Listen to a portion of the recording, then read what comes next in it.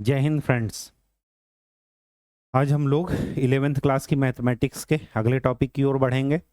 अभी तक हमारा जो मेन टॉपिक चल रहा था वो था सेट्स, मतलब समुच्चय। और समुच्चय की जो एक्सरसाइज चल रही थी उनमें हमने दो एक्सरसाइज एनसीईआरटी से पूरी की थी। एक थी 1.1 और 1.2। एक्सरसाइज 1.1 में हमने देखा कि सेट्स को रिप्रेजेंट कैसे किया जाता है और कितने तरीके हैं। और हम लोगों ने ये देखा कि सेट्स को रिप्रेजेंट करने के दो तरीके हैं, एक है रोस्टर या टेबुलर फॉर्म और दूसरा है set builder form. Second class में हमने ये देखा कि एम्प्टी सेट किसे कहते हैं और दो सेट अगर इक्वल हैं तो कैसे जानेंगे कि इक्वल हैं। उनकी हमने डिफिनीशन देखी और साथ में एक्सरसाइज की। ठीक, अब तीसरे टॉपिक की ओर बढ़ेंगे और आज का टॉपिक है सबसेट।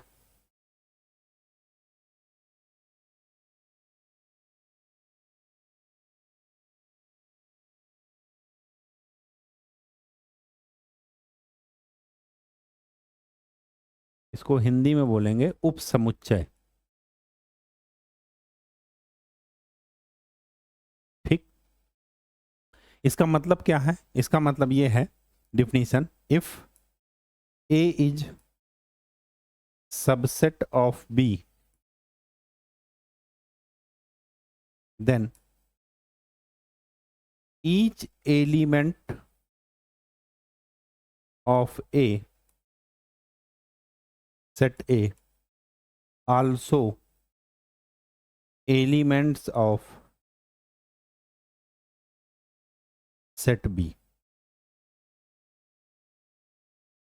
अगर सेट A सेट B का सबसेट है, इसका मतलब ये हुआ कि सेट A के जितने भी एलिमेंट हैं वो सेट B के भी एलिमेंट हैं।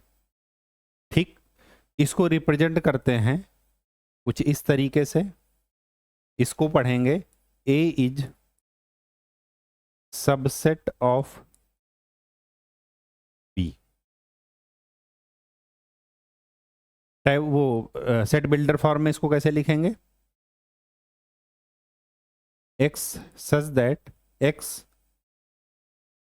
is element of B as well as X is element of A। ठीक, क्या है कि X A का भी एलिमेंट है और B का भी एलिमेंट है। ठीक, अब इसमें वाइस वर्सा वाली कंडीशन फुलफिल नहीं होगी। मतलब कोई जरूरी नहीं है कि A B का सबसेट है तो इसका मतलब B भी A का सबसेट होगा। ये स्टेटमेंट बिल्कुल पूरी तरीके से गलत है। एग्जाम्पल, A की वैल्यू मैं मान लेता हूं 1 2 3 और B की वैल्यू मैं मान लेता हूं 1 2 3 4 5। ए में जितने भी एलिमेंट हैं वो बी में भी हैं। इसका मतलब ये हुआ कि A is subset of B. क्या बी में जितने एलिमेंट हैं वो ए में हैं? नहीं है। इसका मतलब ये हुआ कि B is not subset of A. इस सिंबल को ऐसे बी से वो कर देंगे, इसका मतलब नॉट सबसेट ऑफ।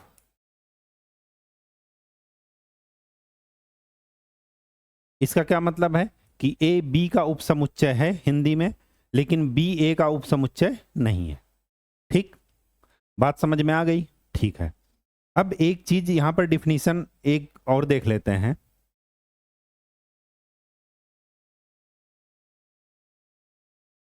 अगर मैं ये लिखता हूं 1 2 3 4 5 और बी की वैल्यू मैं ये लिखता हूं 1 2 3 6 7 और मैं ये कहूं कि ए बी का सबसेट है, तो क्या सही स्टेटमेंट है गलत? देखिए, ए में जितने एलिमेंट हैं क्या वो बी में है? नहीं है। केवल तीन ही एलिमेंट है, बाकी तो नहीं है ना। तो इसका मतलब कि A is not subset of B. B A का सबसेट है? नहीं है। क्यों? क्योंकि बी में जितने एलिमेंट हैं वो ए में नहीं है, तो B is not subset of A. ठीक, तो एक चीज हमें ये देखना है इसमें, वो ये है कि if all elements of A are also elements of B, जब ए के सभी एलिमेंट बी के भी एलिमेंट हों, then A is called proper subset of B. तो अगर आपसे कोई प्रॉपर सबसेट की डिफिनीशन पूछ ले, तो प्रॉपर सबसेट की डिफिनीशन यही है कि सेट के कंप्लीट एलिमेंट दूसरे भी सेट के एलिमेंट हों। ठीक है, मतलब इसमें से कोई भी एक बाकी ना रहे, कोई भी एलिमेंट। अगर ऐसा है तो उसको बोलेंगे प्रॉपर सबसेट। ठीक, एंड इस कंडीशन में जब वो प्रॉपर सबसेट है, then B is called superset of A. B A का क्या हो जाएगा? सुपरसेट। मतलब बी ए का सुपरसेट तभी बनेगा जब ई ए के सारे एलिमेंट बी के भी एलिमेंट हैं। इसका मतलब ये हुआ कि जब ए बी का प्रॉपर सबसेट है तो बी ए का सुपरसेट होगा।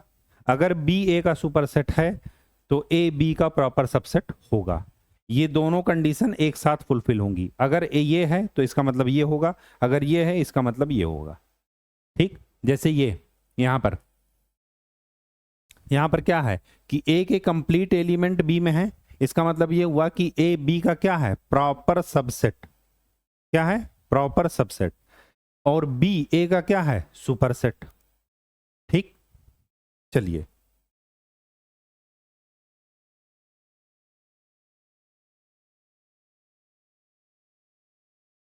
अगर मैं रियल नंबर्स की बात करूं,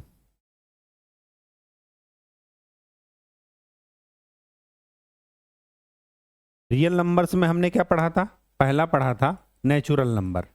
नेचुरल नंबर कहां से स्टार्ट होता है? 1 से, 1 2 3 अप टू इनफाइनाइट। एक हमने पढ़ा था Z, Z is set of integers, जो कि माइनस इन्फिनिटी से स्टार्ट होकर के -1 0 फिर 1 2 इन्फिनिटी तक। और एक पढ़ा था रियल नंबर, सॉरी एक यहां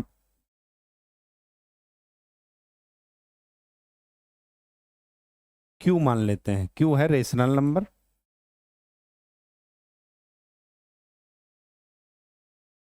रेशनल नंबर क्या था? पी बाई क्यू के फॉर्म में, जहां पर Q is not equal to 0।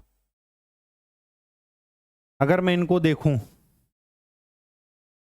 तो यहां से समझ में क्या आ रहा है कि नेचुरल नंबर किसका सबसेट है? इंटीजर्स का है या नहीं? यहां के पूरे एलिमेंट यहां पर आएंगे इंटीजर्स में, जिसको आप बोलते हो पॉजिटिव इंटीजर्स। तो एन और कुछ नहीं है, एन क्या है? जेड प्लस है, पॉजिटिव इंटीजर्स। तो एन क्या है? जेड का क्या है? सबसेट। ठीक, और एक तरीके से कहा जाए प्रॉपर सबसेट है। ठीक है, दूसरा हमने आपको क्या बताया है कि real numbers is equal to rational numbers plus irrational numbers.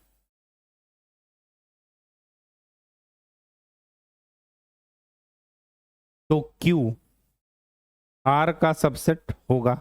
Real numbers के सेट को क्या बोलते हैं? कैपिटल R रिप्रेजेंट करते हैं। होगा या नहीं होगा? होगा, बिल्कुल होगा। और सबसे बड़ा जो सेट होगा वो क्या होगा? Real numbers. तो ऐसा सेट जिसमें कि सारे सेट समाहित हो जाएं, मतलब सभी सेट को मिला दिया जाए तो एक ऐसा सेट बनेगा, उसको बोलते हैं यूनिवर्सल सेट। इसमें सारे सेट क्या हैं? इंक्लूड हैं, और यूनिवर्सल सेट को रिप्रेजेंट करते हैं यू से। तो एक एग्जाम्पल के तौर पर अगर आपसे पूछा जाए कि यूनिवर्सल सेट क्या होगा, तो आप एग्जाम्पल के तौर पर बता सकते हैं कि रियल नंबर का जो सेट होता है वो हमेशा क्या होता है? Universal set. क्यों? क्योंकि रियल नंबर में सारी नंबर्स आ जाती हैं। ये जेड क्या है? रेशनल नंबर का सबसेट है या नहीं? क्यों? क्योंकि ये जेड को आप ऐसे भी लिख सकते हैं, divide by 1 divide by 1 divide by 1, P by P Q के फॉर्म में। और ये क्यू किसका सबसेट है? आर का। तो हमारे पास रियल नंबर का सबसेट क्या बना? सबसे छोटा है एन, उसके बाद है जेड, उसके बाद है क्यू, उसके बाद है आर। आर में सारे नंबर्स आ जाते हैं। ठीक, तो आर हमारा किसकी तरह बिहेव करेगा? यूनिवर्सल सेट की तरह। ठीक है, यूनिवर्सल सेट को रिप्रेजेंट करेंगे यू से।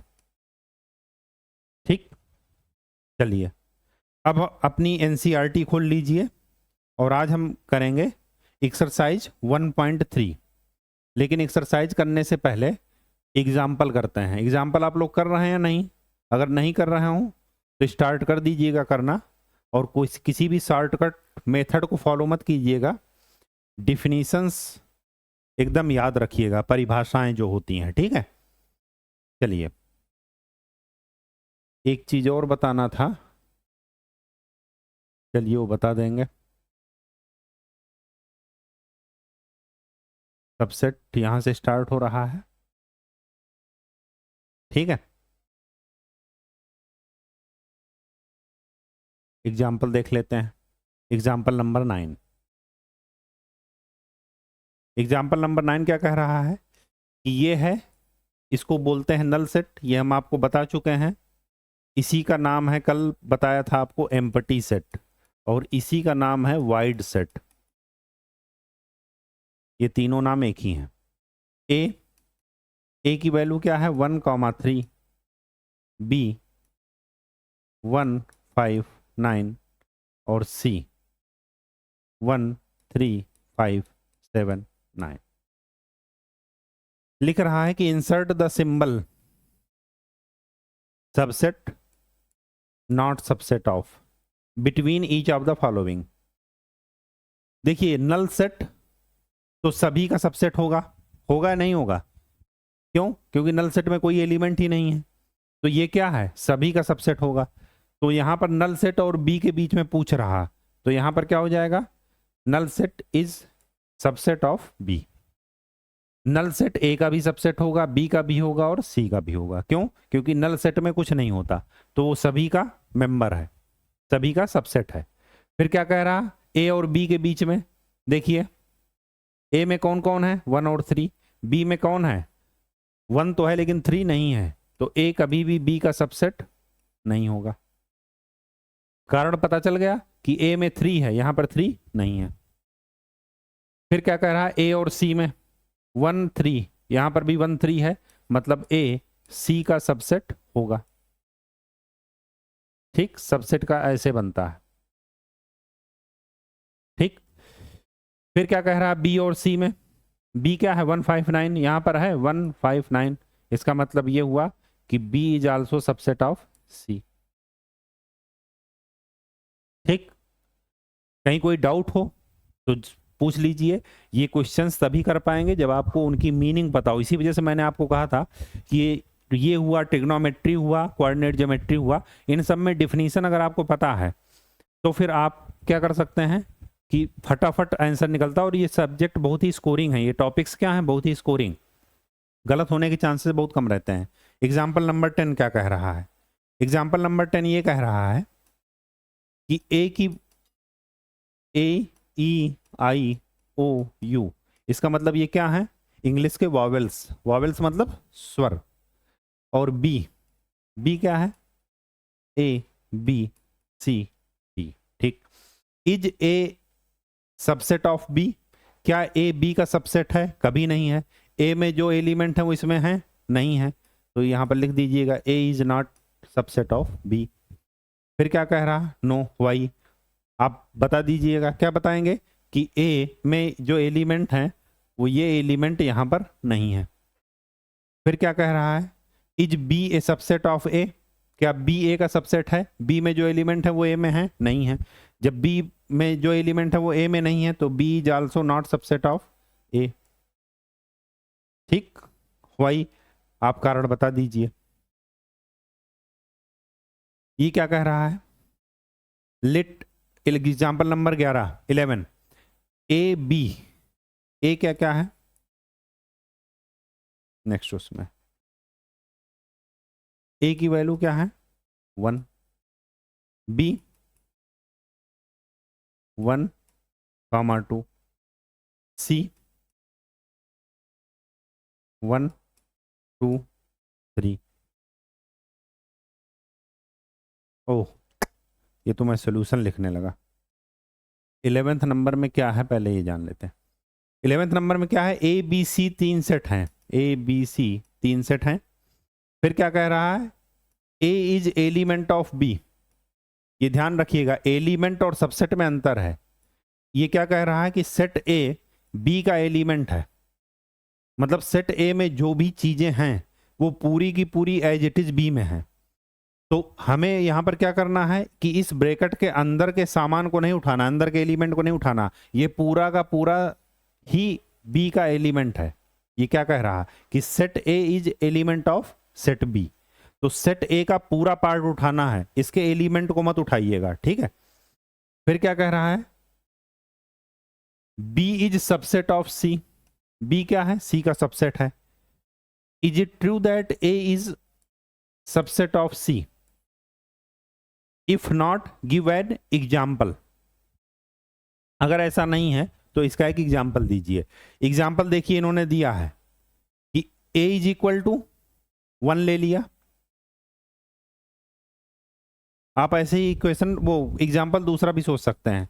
और बी इस पूरे एलिमेंट को उठा लिया 1, फिर आगे 2 3 भी लिख दिया। फिर यहां से आपको क्या समझ में आ रहा है कि A is element of B. पूरा का पूरा सेट बी सेट का एलिमेंट है, बिल्कुल है। फिर क्या कह रहा है, B is subset of C. B क्या है, सी का सबसेट है, तो सी में कुछ और भी ले लीजिए, 2 3 4, ठीक। Is it true that,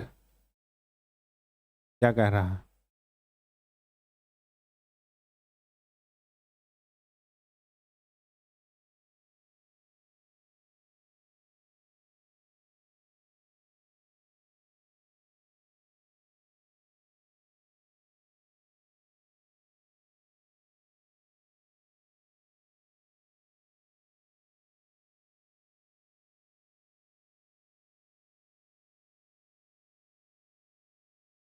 question क्या है, no if B is A subset of A, नहीं 11वें नंबर,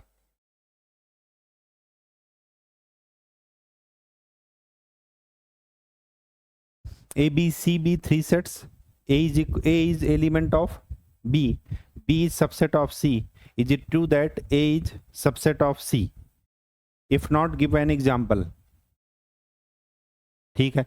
तो ए ये है, बी ये है, A is element of B, ठीक, and B is subset of C. B is सबका, बी सी का सबसेट है, लिख लिए। फिर क्या कह रहा है, ए इज सबसेट ऑफ सी। तो ए सी का सबसेट है या नहीं?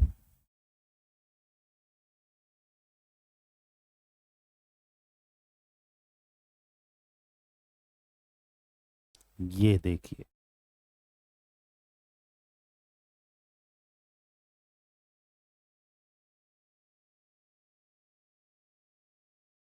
अब ध्यान से देखिए,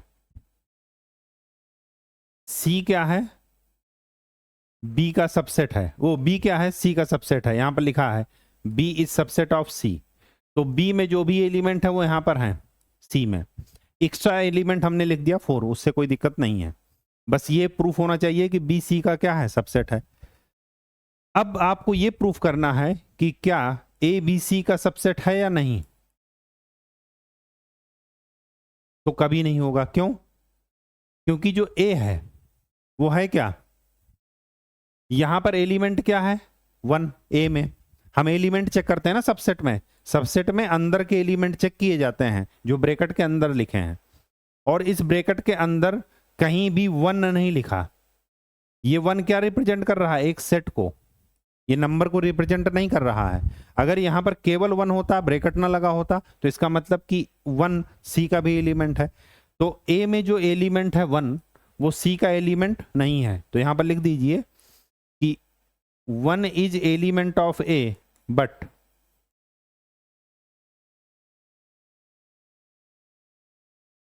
1 is not element of C, इसलिए A is not subset of C. ठीक, और जो आपको काम की चीज है वो ये है। अच्छा, यहां पर अंतर समझ में आ गया या नहीं? दोबारा से समझाता हूं। देखिए, ये जो ये ब्रैकेट के अंदर लिखा है ये पूरा एक सेट को रिप्रेजेंट कर रहा है, ये नंबर को रिप्रेजेंट नहीं कर रहा है। तो आप इसके अंदर का नंबर मत देखिए, आप ये देखिए कि ये पूरा एक क्या है, सेट है, जबकि ये क्या है, इसके एलिमेंट है। हमने ये कहा कि B is subset of C, इसका मतलब हुआ कि B के अंदर जो भी एलिमेंट हैं वो C के भी एलिमेंट हैं, बिल्कुल हैं। लेकिन अगर मैं ये कहूं कि A is also subset of C तो ये गलत होगा। क्यों? क्योंकि A के अंदर एलिमेंट क्या है, 1, और C के अंदर कहीं भी 1 नहीं लिखा है एलिमेंट के रूप में, ये एक सेट के रूप में लिखा है, ये एलिमेंट नहीं है इसका। अगर ये खाली 1 होता तो फिर मान लेते, लेकिन ये ब्रैकेट के अंदर लिखा है, मतलब ये सेट ए को रिप्रेजेंट कर रहा है। जबकि हमें सबसेट देखने के लिए क्या देखते हैं, इसके अंदर के एलिमेंट। ठीक, इस वजह से ए इज नॉट सबसेट ऑफ सी। इसके बाद जो सबसे इंटरेस्टिंग बात है वो ये है कि ये आपको ये जो लाइन लिखी है, ये लाइन क्या कह रही है, an element of set can never be subset of itself. एक एलिमेंट जो सेट के अंदर है वो अपना ही सबसेट नहीं हो सकता। ठीक है, बात समझ में आ गई?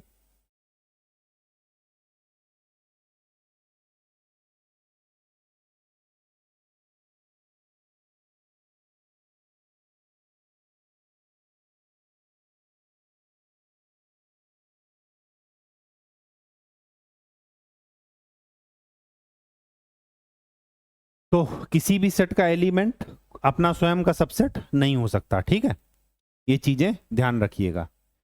ये वाली लाइन अंडरलाइन कर लीजिएगा कि an element of A set can never be a subset of itself. ठीक, ये हमने आपको बता ही दिया है। अब एक चीज और बतानी थी, वो ये थी,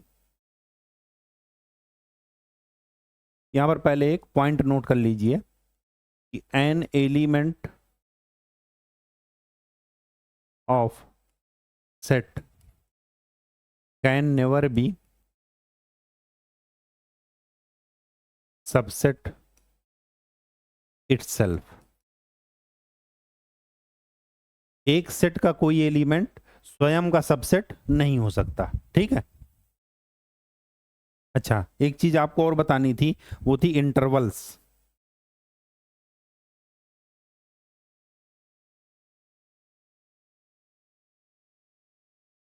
इंटरवल्स में दो चीजें ध्यान में रखनी है। सपोज मैं लिखता हूं कि x such that x a is equal to, set के बारे में मैं लिख रहा हूं, x such that x is a natural number and n x is less than और इक्वल टू 10। ठीक, एक मैं ये एग्जांपल दे रहा हूं, दूसरा मैं ये दे रहा हूं, x such that x is a natural number x less than 10। इसका क्या मतलब है कि x एक नेचुरल नंबर है जहां पर x या तो 10 से छोटा है या 10 के बराबर है। तो जहां पर बराबर का इक्वल का टर्म आ जाए, इसका मतलब कि वो चीज वहां पर इंक्लूड हो रही है। इंक्लूड मतलब यहां पर x की वैल्यू 10 हो सकती कि नहीं हो सकती? बिल्कुल हो सकती है। क्यों? क्योंकि यहां पर इक्वल का साइन लगा है। लेकिन यहां पर 10 कभी भी इसका मेंबर होगा? कभी नहीं होगा। क्यों? क्योंकि x के बारे में लिखा है कि x हमेशा 10 से क्या है, छोटा है। जहां पर ये नंबर, कोई भी नंबर आगे लिखा हो सकता है, 10 लिखा सकता है, x y z कुछ भी, a b c d 100 infinite कुछ भी, जहां पर हम इस नंबर को क्या करते हैं, एक्सक्लूड करते हैं, मतलब हटा देते हैं। यहां पर पिक्चर में कभी भी 10 नहीं आएगा। अगर मैं इस सेट को लिखूं a डैश को, तो मैं क्या लिखूंगा, 1 2 3 4 5 6 7 8 और 9। और अगर मैं इस सेट को लिखूं a को, तो मैं क्या लिखूंगा, 1 से लेकर के 10 तक। तो जहां पर ये इक्वल वाला साइन लग जाता है उसमें हम ब्रैकेट को लिखते हैं ये। तो इसकी रेंज, इसका इंटरवल क्या हुआ, 1 से लेकर के, पहले वाले का 1 से लेकर के 10 तक। और इस वाले का इंटरवल क्या हुआ, यहां पर 1 तो लिया जाएगा, लेकिन 10 नहीं लिया जाएगा। तो ये जो ब्रैकेट लगाते हैं इसको बोलते हैं ओपन इंटरवल। इसका मतलब ये हुआ कि जब भी लिखा जाएगा इस ब्रैकेट का मतलब ये हुआ कि इंक्लूड या ये कहिए closed interval.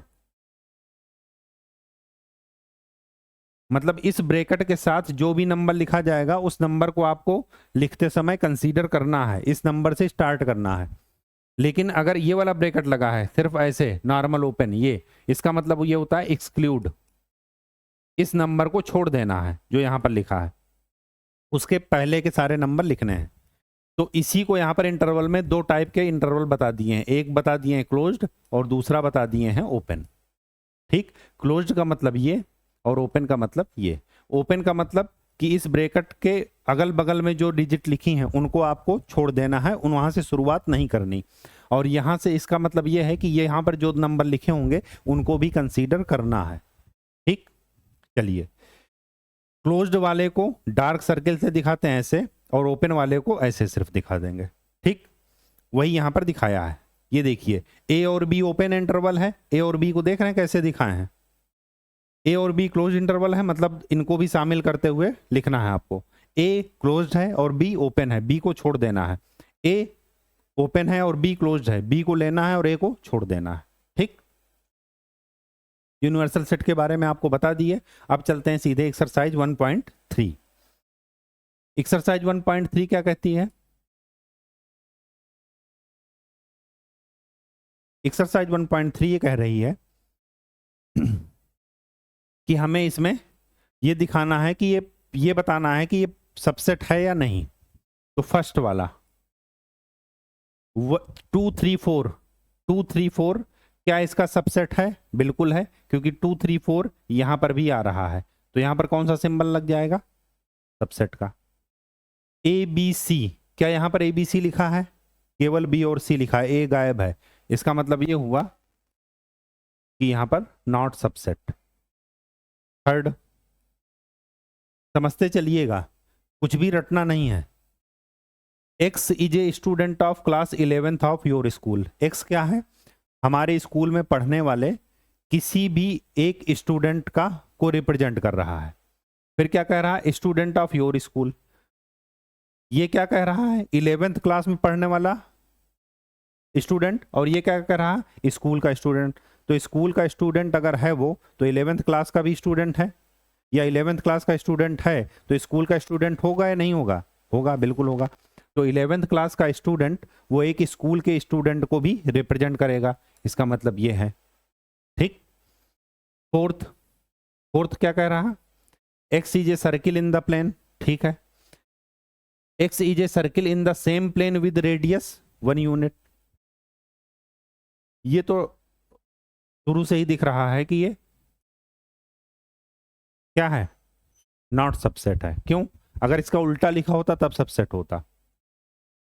X is a circle in a plane, किसी भी प्लेन में, सपोज मैं 2 डायमेंशनल प्लेन बना रहा हूं, ये भी सर्किल हो सकता है, ये भी हो सकता है, ये भी हो सकता है। लेकिन ये वाला, ये क्या कह रहा है? X is a circle in a same plane with radius 1 unit. इसकी रेडियस कुछ भी हो सकती है, 1 2 3 4 5 6, कुछ भी, इन सारे सर्किल्स की। लेकिन अगर मैं 1 यूनिट का बनाऊंगा तो 1 यूनिट का ये बनेगा जिसकी रेडियस है 1।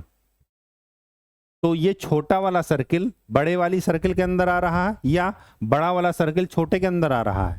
स्वाभाविक सी बात है कि छोटा वाला बड़े के अंदर आ रहा। इसका मतलब ये हुआ कि नॉट सबसेट।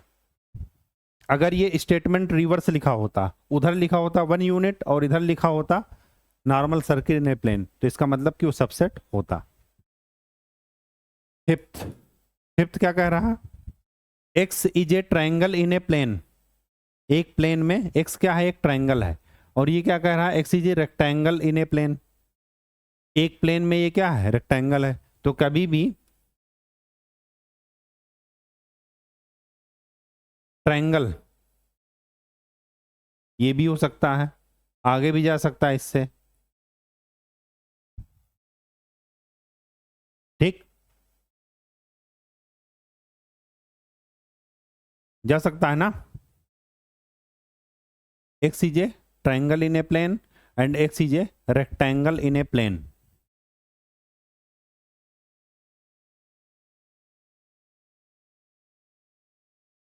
अगर मैं इसकी बात करूं तो ये सबसेट होना चाहिए। क्यों होना चाहिए, चलिए देखते हैं। कौन सा है? Fifth point. सपोज ये है x, ये है y, इस पूरे को मैं रेक्टेंगल मान लेता हूं, पूरा प्लेन।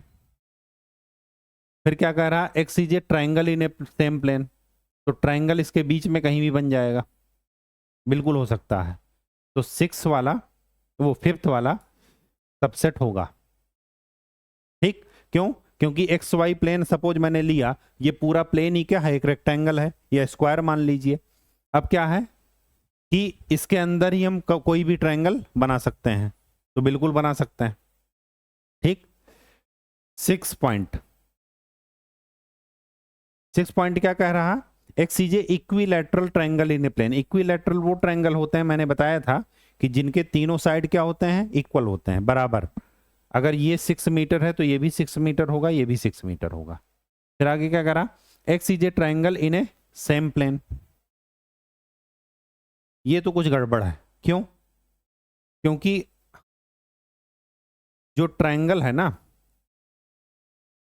ट्रायंगल का एक स्पेशल टाइप है equilateral triangle.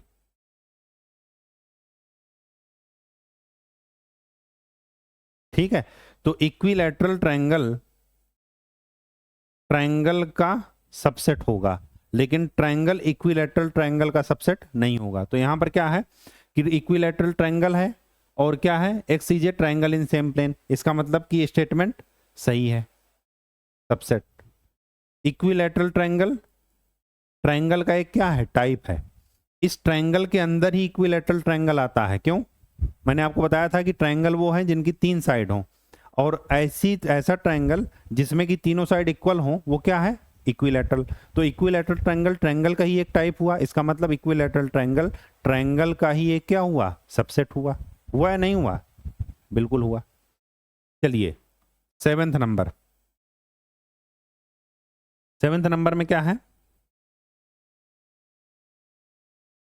X is an even natural number. Even natural number मतलब 2, 4, 6, 8, जो 2 से क्या हो जाए, विभाजित हो जाए। और क्या है, एक्स इज एन इंटीजर। ये इंटीजर है या नहीं है? तो इसका मतलब ये हुआ कि यहां पर ये वाला सिंबल लगेगा, सबसेट। मतलब even natural number is also subset of integer. ठीक, यहां पर चाहे इंटीजर लिखे चाहे पॉजिटिव इंटीजर लिखे, बात एक ही है, तब भी क्या होगा, प्रॉपर सबसेट होगा।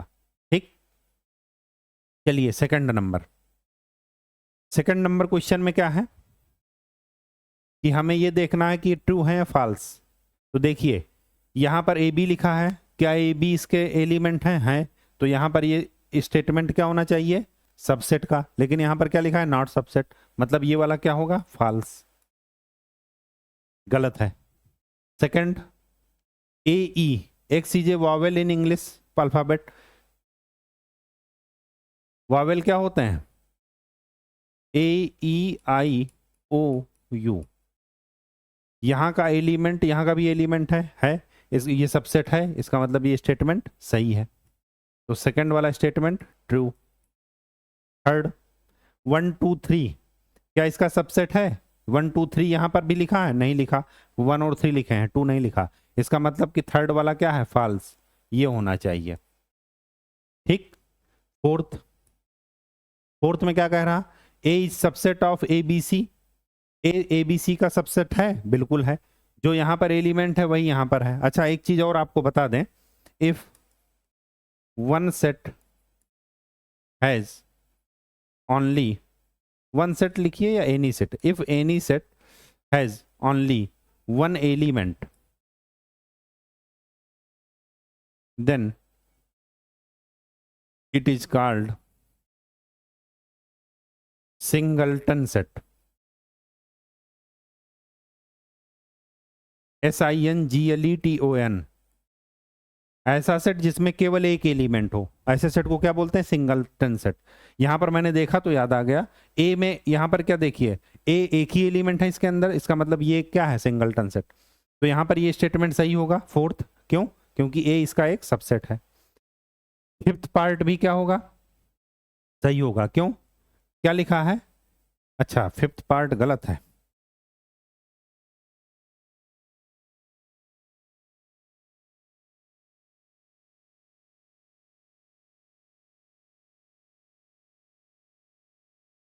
क्या ये इसका एलिमेंट है? नहीं है। क्यों? क्योंकि बिल्कुल एज इट इज यहां पर नहीं लिखा, ये गलत है, फॉल्स है। ये सही कब होता? जब ऐसे लिखा होता, ये सही होता। ठीक, बात समझ में आ गई? तो ये स्टेटमेंट क्या है? गलत। अगर ये एलिमेंट है इसका मतलब कि ये पूरा का पूरा यहां पर आ रहा होगा कहीं, इसके अंदर का बात नहीं कर रहा है, पूरा का पूरा। ठीक, जैसे मैं ये कहूं कि one is element of natural number, इसका मतलब ये हुआ कि वन क्या है? नेचुरल नंबर का एलिमेंट है। ठीक, चलिए, मैंने आपको शॉर्टकट भी बताया था कि इसका मतलब ये हुआ कि ये इनके घर से बिलोंग कर रहे हैं या नहीं। तो क्या ये इसके घर से बिलोंग कर रहा? कभी नहीं कर रहा। क्यों? क्योंकि इसमें बाहर क्या लगा है? ब्रैकेट। यहां पर कहीं भी ब्रैकेट नहीं लगा। ठीक, चलिए, तो ये हो जाएगा फॉल्स, फिफ्थ वाला। सिक्स वाला क्या है? X is an even natural number less than six. चलो, तो even natural number less than six क्या हो जाएगा? टू और फोर। फिर क्या कह रहा है? X is a natural number divisible by which divides 36। 36 को डिवाइड करने वाले नेचुरल नंबर कौन कौन से हैं? दो हुआ, तीन हुआ, चार हुआ, छः हुआ, और आगे बढ़ते जाएंगे, नौ भी आएगा।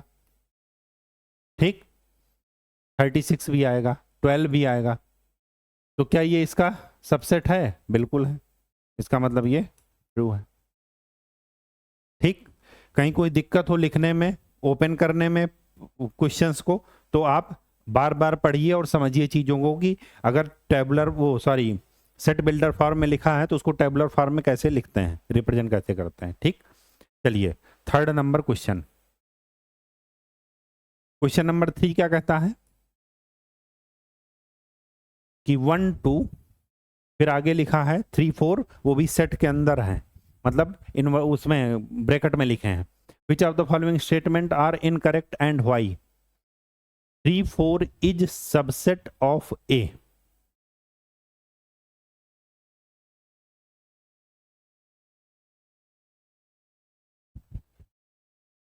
यहां पर अगर ये लिखा होता तो सही होता, लेकिन यहां पर ये लिखा है, इसका मतलब गलत है। क्या? मैंने आपको पहले ही बताया कि कोई भी एलिमेंट अपने खुद के सेट का सबसेट नहीं होगा। ठीक, ये एलिमेंट है, सबसेट नहीं। ठीक, तो ये वाला क्या हो जाएगा? Incorrect. 3 4 element of A, second वाला सही है क्योंकि एलिमेंट है। 3 4 is subset of A.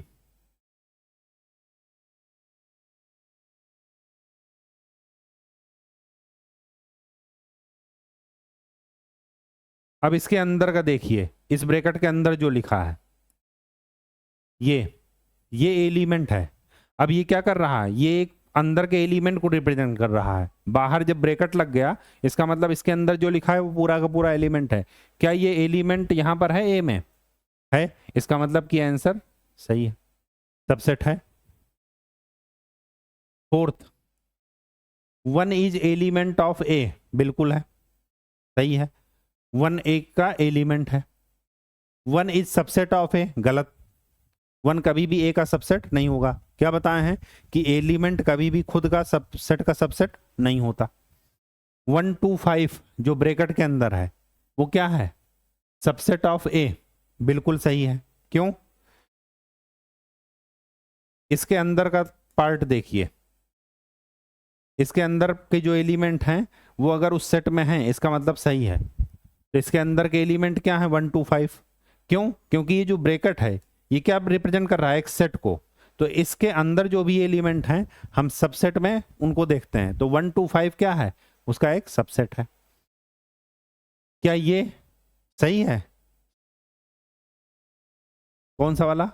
7th। क्या एज इट इज ये अंदर है ए के अंदर?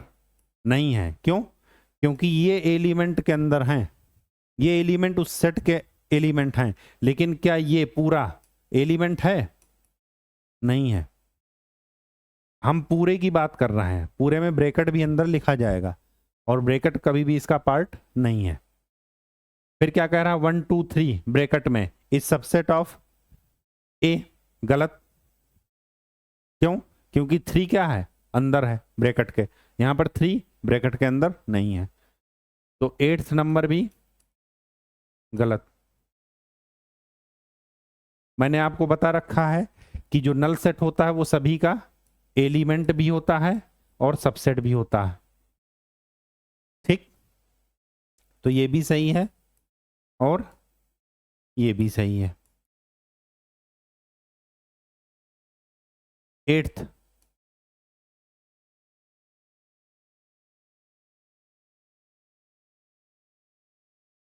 11th क्या ये इसका सबसेट है? बिल्कुल है। इसके अंदर की बात की जा रही है। ठीक? ये नहीं हो।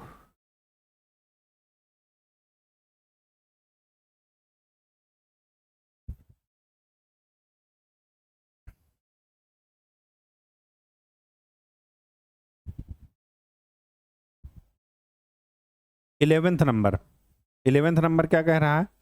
कि ये इसका एक सबसेट है। तो सबसेट तो है, क्योंकि नल सेट क्या होता है? सभी का, सभी सेट का सबसेट होता है। ठीक है?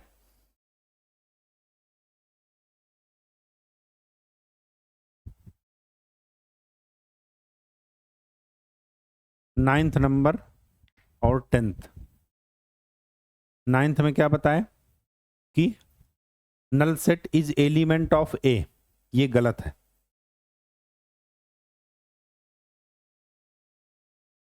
क्यों? क्योंकि नल सेट इसका एलिमेंट नहीं है। नल सेट एलिमेंट तब होता जब वो अंदर ऐसे लिखा जाता, कुछ ऐसे, लेकिन वहां पर ऐसा कुछ नहीं लिखा। ठीक? नल सेट ए का सबसेट होगा, ये बता रखे हैं कि नल सेट हर एक सेट का सबसेट होता है, और ये भी सही है। नाइन्थ वाला सही नहीं है। ठीक? चलिए 4th number question. 4th number क्या कह रहा? कि write down all the subset of following sets. तो फर्स्ट इसका क्या सबसेट होगा? एक तो नल सेट ही होगा और दूसरा ये। ठीक? सेकंड ए बी कितना सबसेट होगा? A B A B. Cross check कीजिए। जो कि अगर मैं पूछूं कि ये इसका सबसेट है तो बिल्कुल है। इसके अंदर जो लिखा है वो इसके अंदर है लिखा है। इसके अंदर जो लिखा है वो इसके अंदर है लिखा है। इसके अंदर जो है वो है। इसका मतलब कि ये इसके सबसेट हो गए। थर्ड वाले का क्या हो जाएगा?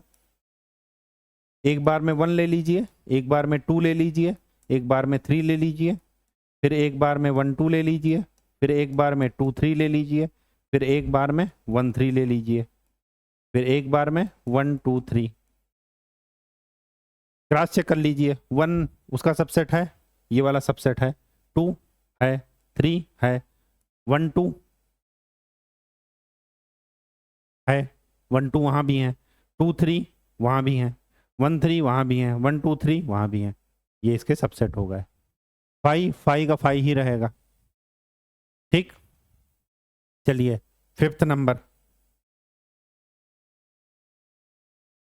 5th नंबर में क्या कह रहा है? कि x belongs to real number जहां पर x क्या है, -4 से बड़ा है और 6 या 6 से छोटा है।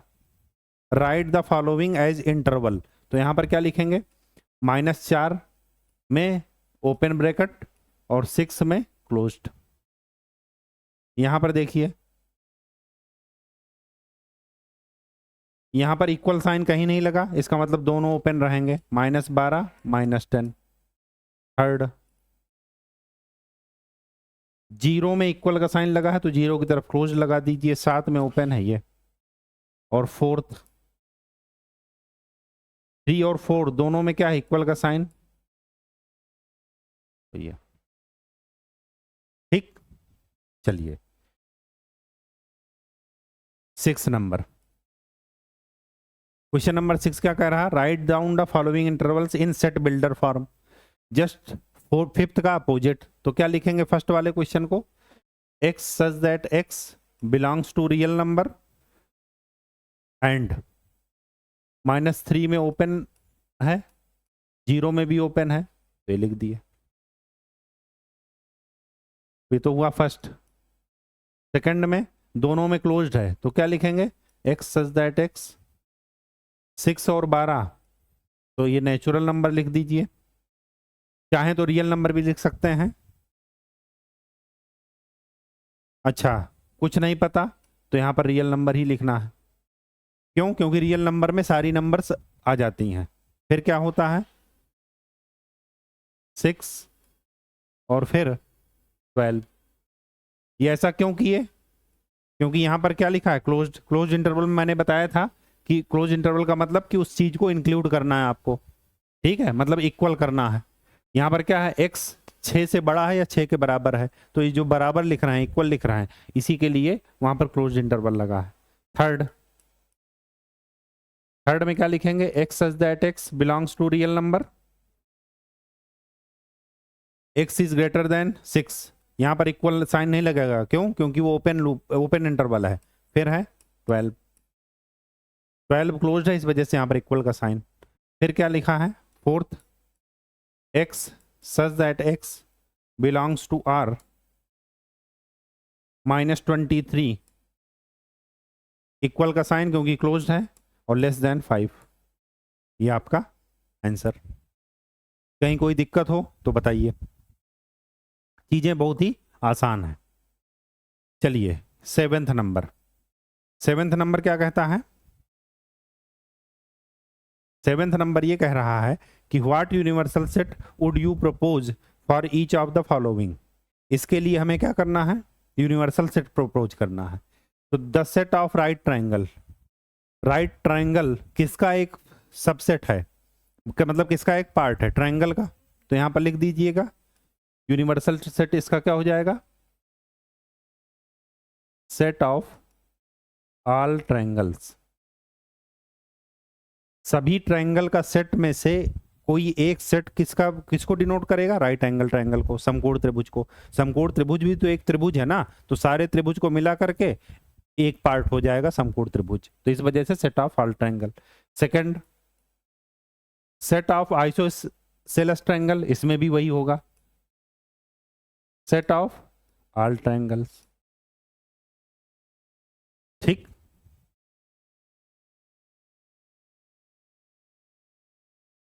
चलिए 8th नंबर, 8th नंबर में क्या है, give the set, given the set A B C दिया है, विच ऑफ द फॉलोइंग में be considered as universal set for all the 3 sets. अच्छा, सबसे अच्छा इसको जानने का तरीका क्या है कि ऐसा सेट देख लीजिए जिसमें इन सभी के एलिमेंट आ रहे हों, तो ऐसा सेट कौन सा है, थर्ड है।